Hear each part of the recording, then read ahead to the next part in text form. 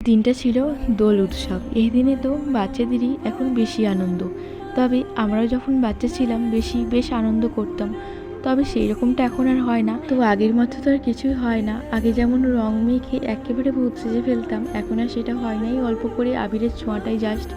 তা আজকেই ঠাকুর পুজো করছি এখন বাজে প্রায় 12টা। আর ঠাকুরকে আজকে ভালো করে পুজো করছি এই কারণে, আজকে যেহেতু দোল উৎসব। আমাদের বাড়িতে তো এই দিনে মানে যে কোনো বিশেষ দিনে সব ঠাকুরকে পুজো করি। একেবারে যে রাধাকৃষ্ণকে পুজো করব তা না। দাঁড়ান দেখাচ্ছি, ওইদিকে রাধাকৃষ্ণ রয়েছে, ওনাদেরও সাজিয়ে দিয়েছি খুব সুন্দর করে। এবারে চলুন, একটু সন্দেশটাও দিয়ে দিয়েছি থালার মধ্যে এবং একটু আবির দিয়েও সাজিয়ে দিয়েছি। আমার পুজো তো প্রায় শেষের দিকে, ধূপটা দিয়ে দিলেই পুজো শেষ হয়ে যাবে। এবার তুলসী মঞ্চে দেওয়ার পালা। যাক আপনারা নিশ্চয়ই দোল উৎসবের দিনে অনেক আনন্দ করেছেন, অনেক হোলিও মেখেছেন।